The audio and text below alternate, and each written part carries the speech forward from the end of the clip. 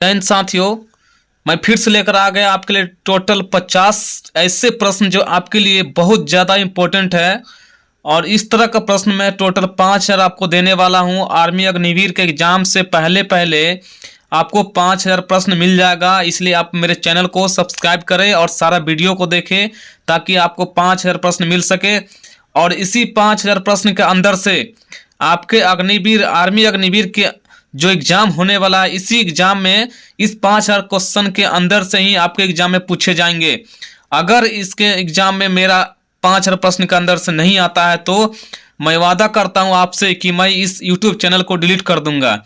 इसलिए आप लोग मेरे चैनल को सब्सक्राइब करें ताकि आपको 5000 प्रश्न मिल सके और आप लोग आर्मी अग्निवीर क्वालिफाई कर सके, जिसमें कि साइंस और जीके दोनों है।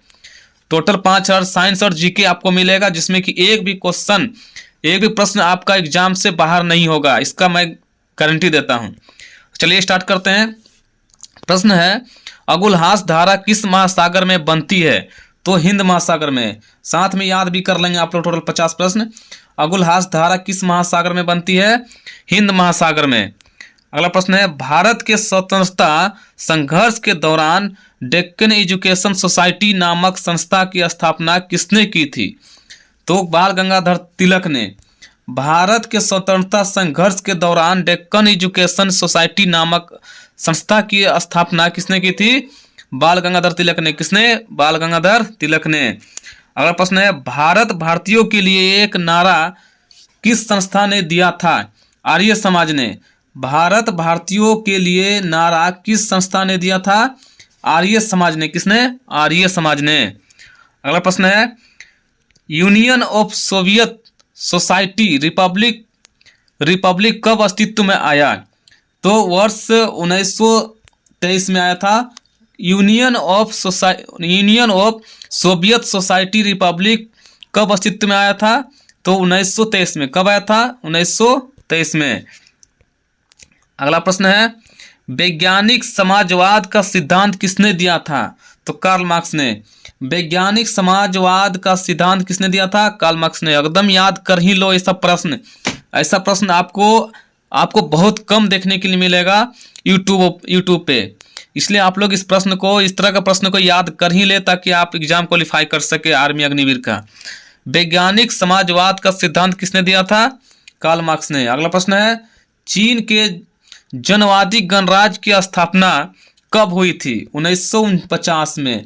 चीन के जनवादी गणराज्य की स्थापना कब हुई थी? 1949। अगला प्रश्न है, साथ में बोलेंगे भी, यूरोप का मरीज किसे कहा जाता है? बताओ। तुर्की को।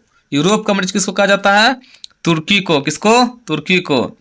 जर्मनी की एकीकरण हेतु बिस्मार्क ने किस नीति का अनुसरण किया? तो लौह एवं रक्त की नीति। जर्मनी के एकीकरण हेतु बिस्मार्क ने किस नीति का अनुसरण किया? लौह एवं रक्त की नीति। लौह एवं रक्त की नीति बिस्मार्क ने। अगला प्रश्न है, किस वेद को भारतीय संगीत का मूल कहा जाता है? एकदम इंपॉर्टेंट प्रश्न है। किस वेद को भारतीय संगीत का मूल कहा जाता है? तो सामवेद को। किस वेद को? सामवेद को। किस वेद को? सामवेद को। अगला प्रश्न है, महात्मा बुद्ध को किस स्थान पर महापरिनिर्वाण प्राप्त हुआ? मृत्यु कहाँ हुआ था उनका?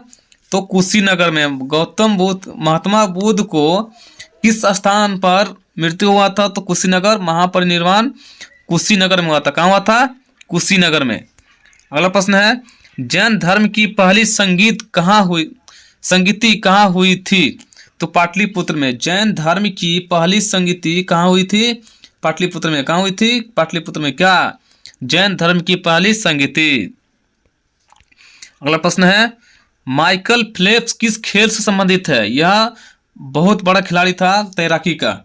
माइकल फेल्प्स जो था किस खेल से संबंधित था? तैराकी से। यह खुद का रिकॉर्ड खुद तोड़ा करता था, खुद बनाया करता था। यह बहुत ज़्यादा स्वर्ण पदक जीतने वाला खिलाड़ी भी है तैराकी में।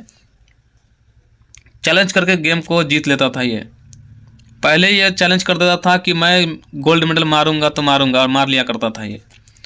इतना बार रिकॉर्ड खुद का तोड़ा कि इतना रिकॉर्ड बना दिया, रिकॉर्ड तोड़ तोड़ के ये खिलाड़ी। ऐसा खिलाड़ी है तैराकी का माइकल फिलिप्स। क्या नाम है? Michael Phillips. इसे याद कर ले, माइकल फिलिप्स। अगला प्रश्न है, भारत का सबसे चौड़ी नदी कौन सी है? तो ब्रह्मपुत्र नदी। कौन सी नदी? ब्रह्मपुत्र नदी। भारत की सबसे चौड़ी नदी ब्रह्मपुत्र नदी। सबसे लंबी नदी गंगा नदी। सबसे लंबी नदी गंगा।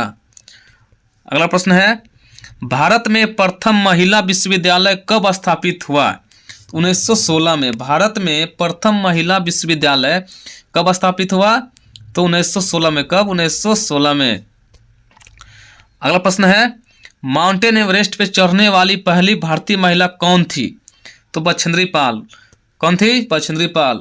कहाँ चढ़ी थी? माउंटेन एवरेस्ट पर चढ़ने वाली पहली भारतीय महिला बछेंद्री पाल। अगला प्रश्न है, भारतीय राष्ट्रीय कांग्रेस की स्थापना कब हुआ था? तो 1885 में। इंपोर्टेंट प्रश्न, भारतीय राष्ट्रीय कांग्रेस की स्थापना 1885 में। अगर आर्मी अग्निवीर की एग्जाम में ऐसा प्रश्न नहीं आया तो ये चैनल आपको यूट्यूब पे नहीं देखने के लिए मिलेगा। उसी दिन, जिस दिन एग्जाम होगा उसी दिन ये चैनल को डिलीट करेंगे, जिस दिन पहला एग्जाम होगा। तो भारतीय राष्ट्रीय कांग्रेस की स्थापना कब हुई थी? 1885 में। अगला प्रश्न है, बंग भंग आंदोलन मतलब स्वदेशी आंदोलन 1905 में। बंग भंग आंदोलन कब हुआ था? 1905 में। बंग भंग 1905। 1905। अगला प्रश्न, ब्रह्म समाज की स्थापना किसके द्वारा और कहाँ की गई? इंपोर्टेंट प्रश्न, ब्रह्म समाज की स्थापना किसके द्वारा और कहाँ की गई? तो उत्तर है कलकत्ता में राजा राम मोहन के द्वारा। जगह का नाम है कलकत्ता और जिसने किया था उसका नाम है राजा राम मोहन राय। किसने किया था? ब्रह्म समाज की स्थापना किसने किया था? राजा राम मोहन राय। राजा राम मोहन राय। और किसके द्वारा और कहाँ की गई? तो कोलकाता में। कहाँ किया गया? कोलकाता में। अगला प्रश्न है 319 नंबर, सती प्रथा के अंत में सबसे अधिक प्रयास किसका रहा? सती प्रथा के अंत में सबसे अधिक प्रयास किसका रहा? राजाराम मोहन राय का। किसका रहा? राजाराम मोहन राय का। सती प्रथा के अंत में सबसे अधिक प्रयास राजाराम मोहन राय का था। और सती प्रथा का अंत करने वाला व्यक्ति कौन थे? अकबर। अकबर। अकबर। अगला प्रश्न है, स्वामी दयानंद सरस्वती का मूल नाम क्या था? स्वामी दयानंद सरस्वती का मूल नाम क्या था? तो उत्तर है मूल शंकर। सही आंसर इसका क्या? मूल शंकर। स्वामी दयानंद सरस्वती का मूल नाम मूल शंकर था। मूल शंकर किसका नाम था? स्वामी दयानंद सरस्वती का मूल नाम था। अगला प्रश्न है, अलीगढ़ आंदोलन किसने चलाया था? अलीगढ़ आंदोलन सर सैयद अहमद खान ने चलाया था। अलीगढ़ आंदोलन किसने चलाया? तो सर सैयद अहमद खान ने। किसने? सर सैयद अहमद खान ने अलीगढ़ आंदोलन चलाया। अगला प्रश्न है, महाराष्ट्र का सुकरात किसे कहा जाता है? तो महादेवी गोविंद रानाडे को। महादेव गोविंद रानाडे। महाराष्ट्र का सुकरात किसे कहा जाता है? महादेव गोविंद रानाडे। किसको? महादेव राणा गोविंदे को।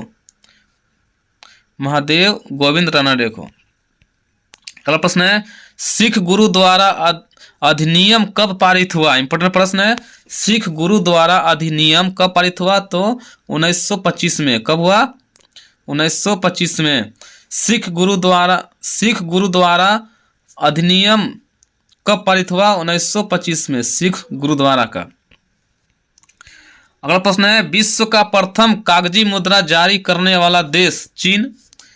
सबसे ज्यादा कागजी मुद्रा जारी करने वाला देश कौन है? चीन है। कौन है? चीन। याद रहेगा, विश्व का प्रथम कागजी मुद्रा जारी करने वाला देश कौन है? चीन। अगला प्रश्न है, विश्व का प्रथम नगर जिस पर परमाणु बम गिराया गया वह हिरोशिमा था। विश्व का प्रथम नगर जिस पर परमाणु बम गिराया गया वह कौन सी जगह का नाम था? हिरोशिमा। क्या नाम था? हिरोशिमा। अगला प्रश्न है, विश्व की प्रथम महिला प्रधानमंत्री कौन थी? तो एस भंडार नायके। एस भंडार नायके। विश्व की प्रथम महिला प्रधानमंत्री कौन थी? एस भंडार नायके। अगला प्रश्न है प्रकाश संश्लेषण की प्रक्रिया की समाप्ति पर बने पदार्थ हैं तो ग्लूकोज, पानी और ऑक्सीजन। प्रकाश संश्लेषण की प्रक्रिया की समाप्ति पर बने पदार्थ कौन कौन है? ग्लूकोज, पानी और ऑक्सीजन। अब जो है साइंस स्टार्ट हो गया। ग्लूकोज, पानी, ऑक्सीजन प्रकाश संश्लेषण की प्रक्रिया की समाप्ति पर बने पदार्थ ग्लूकोज, पानी, ऑक्सीजन है। अगला प्रश्न है वायुमंडल में कौन सी निष्क्रिय गैस सर्वाधिक मात्रा में होती है? तो आर्गन। सभी को मालूम होगा वायुमंडल में कौन सी निष्क्रिय गैस सर्वाधिक मात्रा में होती है? आर्गन। अगला प्रश्न है किसकी कमी के कारण दांतों का क्षरण होने लगता है? तो फ्लोरीन की कमी के कारण। किस कारण? फ्लोरीन हो गया, मिस्टेक हो गया लिखने में, कोई दिक्कत नहीं है, फ्लोरीन पढ़ेंगे इसको। किसकी कमी के कारण दांतों का क्षरण होने लगता है? तो फ्लोरीन की कमी के कारण। किसके कमी कारण? फ्लोरीन की कमी कारण। टाइप करने में थोड़ा गलत हो गया है।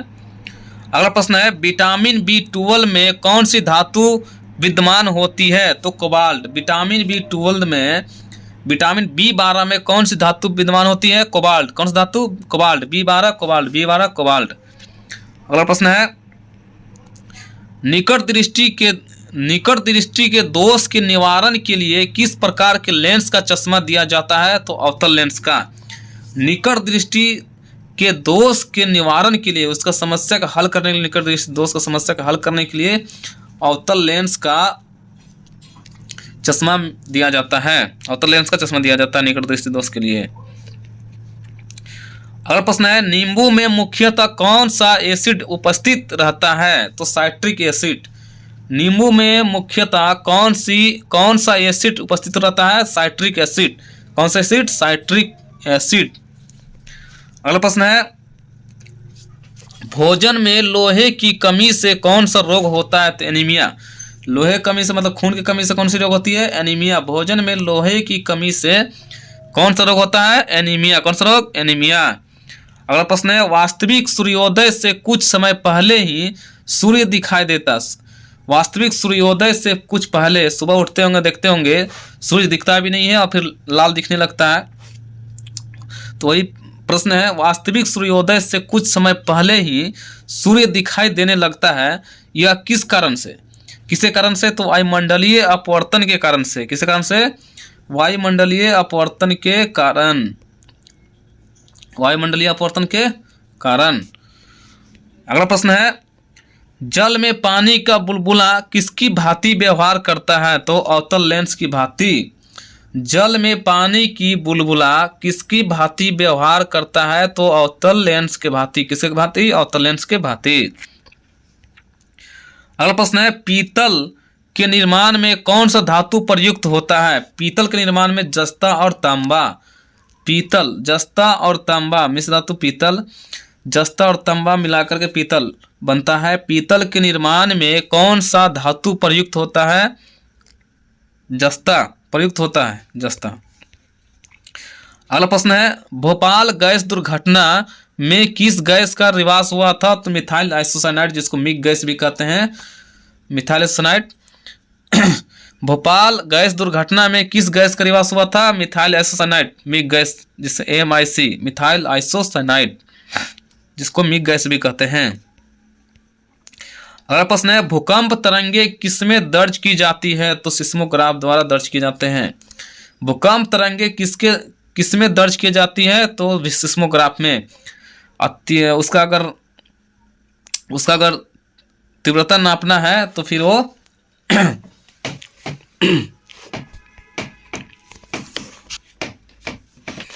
अगर उसका तीव्रता नापना होता है तो रिएक्टर स्केल पे नापा जाता है कि कितनी स्पीड से भूकंप आया। अब भूकंप तरंगे किसमें दर्ज की जाती है? तो सिस्मोग्राफ में। अगला प्रश्न है ओजोन स्तर हमें किससे संरक्षण प्रदान करती है? तो पराबैंगनी किरणों से। ओजोन परत जो है पराबैंगनी किरणों से हम लोगों को बचाता है। ओजोन स्तर हमें किससे संरक्षण प्रदान करती है? तो पराबैंगनी किरण से। किससे? पराबैंगनी किरण से। अगला प्रश्न है इतना अच्छा प्रश्न आपको जल्दी नहीं मिलेगा और इतने सही तरीके से। और भी क्लास हैं जिसमें कि आपको काफ़ी समय लेते हैं, लेकिन हम उतना आपका समय नहीं लेंगे, बहुत कम समय लेंगे और बहुत ज़्यादा प्रश्न देंगे। टाइम पास नहीं। आपका जो 1.5 GB मिलता है तो आप ऐसे ही प्रश्न पे लगाए जो आपको कम समय में ज़्यादा प्रश्न दे और सही प्रश्न दे, और जो एग्जाम में आने वाले प्रश्न है वैसा ही प्रश्न बताए। ऐसा नहीं कि आपको बहुत सारे प्रश्न बता दे और एग्जाम में पूछा ही नहीं जाए। तो इस तरह का प्रश्न ना पढ़े आप लोग वैसा प्रश्न पढ़े जो इम्पोर्टेंट है, बार बार पूछा जा रहा है और आपको लगता है कि ये प्रश्न पूछ रहा है। और जितने भी आर्मी बन चुके हैं, जितने भी लड़के लोग फौज बन चुके हैं, आप उनसे पता करें कि किस टाइप का प्रश्न एग्जाम में आता है। आपको सटीक जानकारी उसी से मिलेगा। और ऐसे ही जो एग्जाम में बैठे ही नहीं तो उसको पता भी नहीं रहता है किस टाइप का एग्जाम होता है, क्योंकि इसका प्रश्न तो मिलता ही नहीं है, इसका क्वेश्चन पेपर जो है मिलता ही नहीं है। तो सटीक जानकारी जो है वही बताएंगे जो एग्जाम में खुद बैठ चुका है। तो प्रश्न है, गर्म किए जाने पर नीले कांच में किस रंग की चमक होती है? चमक होगी तो लाल रंग की। गर्म किए जाने पर नीले कांच में किस रंग की चमक होती है? लाल रंग की। अगला प्रश्न है, स्टेनलेस स्टील क्या है? तो यह मिश्र धातु है। स्टेनलेस स्टील क्या है? मिश्र धातु है। स्टेनलेस स्टील मिश्र धातु है। अगला प्रश्न है, शक्ति का मात्रक, मतलब शक्ति का मात्रक क्या है? वाट। शक्ति का मात्रक वाट। अगला प्रश्न है, जल का अधिकतम घनत्व किस तापमान पर संभव होता है? तो 4 डिग्री सेंटीग्रेड पे। जल का अधिकतम घनत्व किस तापमान पर संभव होता है? 4 डिग्री सेंटीग्रेड पे। और कम घनत्व भी 4 डिग्री सेंटीग्रेड पे, अधिक घनत्व भी 4 डिग्री सेंटीग्रेड पे ही। अगला प्रश्न है, सिगरेट के एक पैक पीने की कीमत आपके जीवन के 3.5 घंटे होती है। यह कथन किस रोग के बारे में है? तो कैंसर। सिगरेट के एक पैक पीने की कीमत आपके जीवन के 3.5 घंटे होती है। यह कथन किस रोग के बारे में है? तो कैंसर के बारे में है। अगला प्रश्न है, कौन सा बल पृथ्वी पर अधोमुखी दिशा में काम करता है? कौन सा बल पृथ्वी पर अधोमुखी दिशा में काम करता है? तो भार। कौन सा बल पृथ्वी पर अधोमुखी दिशा में काम करती है? तो भार। अगला प्रश्न है, अंतरिक्ष में उड़ान भरने वाला पहला जानवर कौन था? तो सभी को मालूम होगा, कुत्ता। अंतरिक्ष में उड़ान भरने वाला पहला जानवर कुत्ता था। अगला प्रश्न है, प्रकाश तंतु की कार्य विधि किस पर निर्भर करती है? तो प्रकाश के पूर्ण आंतरिक परिवर्तन पर। प्रकाश तंतु की कार्य विधि किस पर निर्भर करती है? तो प्रकाश के पूर्ण आंतरिक परिवर्तन पर। अगला प्रश्न है 348 नंबर, किस विटामिन में कोबाल्ट पाया जाता है? तो थोड़ा देर पहले ही क्वेश्चन मिला होगा आपको। किस विटामिन में कोबाल्ट पाया जाता है? तो विटामिन B12 में कोबाल्ट पाया जाता है। अगला प्रश्न है, डायनामाइट में मुख्य रूप से पाया जाता है? तो नाइट्रोग्लिसरीन। डायनामाइट में क्या पाया जाता है? नाइट्रोग्लिसरीन। क्या? नाइट्रोग्लिसरीन। डायनामाइट में क्या पाया जाता है? नाइट्रोग्लिसरीन। लास्ट प्रश्न है, एम्पियर सेकेंड किसका मात्रक है? तो आवेश की मात्रा का मात्रक एम्पियर सेकेंड है। आवेश की मात्रा का मात्रक एम्पियर सेकेंड है। आवेश की मात्रा का मात्रक एम्पियर सेकेंड। और इस तरह से टोटल 350 प्रश्न हमारा समाप्त हुआ। फिर मिलेंगे अगले वीडियो में 351 से लेकर 400 तक प्रश्न लेकर। फिर मिलेंगे। जय हिंद, जय भारत।